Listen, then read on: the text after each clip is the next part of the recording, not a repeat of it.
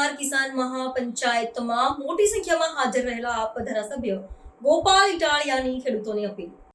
નમસ્કાર દોસ્તો, હું છું ગોપાલ ઇટાલિયા। આ તમે મારી પાછળ જોતા હશો, અત્યારે માવઠું આવ્યું છે, કમોસમી વરસાદ ચાલુ છે। આ વિડીયો ચાલુ વરસાદે રેકોર્ડ થઈ રહ્યો છે। ખેડૂતોને મગફળીમાં, સોયાબીનમાં, કપાસમાં, લગભગ તમામ પ્રકારના વાવેતરમાં ખૂબ મોટા પાયે નુકસાન થયું છે આ વરસાદના કારણે। ગઈકાલ રાતથી જ વરસાદ આવે છે। એક તો ખેતીનો ધંધો વર્ષોથી નુકસાનીનો ધંધો થઈ ગયો છે, છતાં પણ ખેડૂતો ખેતી કરે છે અને ઉપરથી વારંવાર આવા માવઠાઓ આવે છે। ક્યારેક વરસાદ ઓછો આવે, ક્યારેક અતિવૃષ્ટિ થાય, ક્યારેક માવઠું થાય।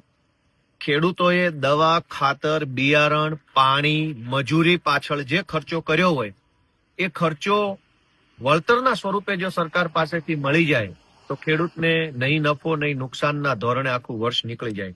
પરંતુ સરકારમાં અહંકાર છે ભાજપની, એટલે એ લોકો સાંભળતા નથી। ત્યારે ખેડૂતોના મુદ્દા ઉપર અવાજ ઉઠાવવા માટે, ખેડૂતોના મુદ્દાની રજૂઆત કરવા માટે, ખેડૂતોના પ્રશ્નો સાંભળવા માટે દિલ્હીના પૂર્વ મુખ્યમંત્રી અને આમ આદમી પાર્ટીના રાષ્ટ્રીય કન્વીનર શ્રી અરવિંદ કેજરીવાલજી અને શ્રી ભગવંત માન સાહેબ પંજાબના મુખ્યમંત્રી શ્રી યશુદાન ગઢવી સહિત અમારા તમામ નેતાઓ આવનારી તારીખ 31 ઓક્ટોબરના રોજ સુરેન્દ્રનગર જિલ્લાના સુદામડા ખાતે બપોરે 1 વાગ્યે પધારી રહ્યા છે।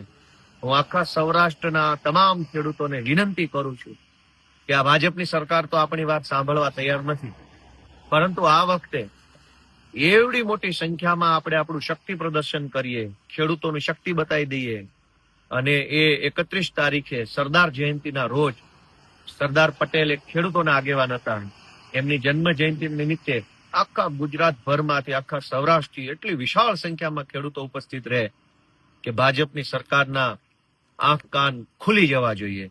દોસ્તો, 31મી તારીખે સુરેન્દ્રનગર જિલ્લાના સુદામડા ખાતે કિસાન મહાપંચાયતમાં અરવિંદ કેજરીવાલજી અને ભગવંત માન સાહેબના નેતૃત્વમાં આયોજિત જનસભામાં આપ સૌ પધારો એવી વિનંતી સાથે જય કિસાન।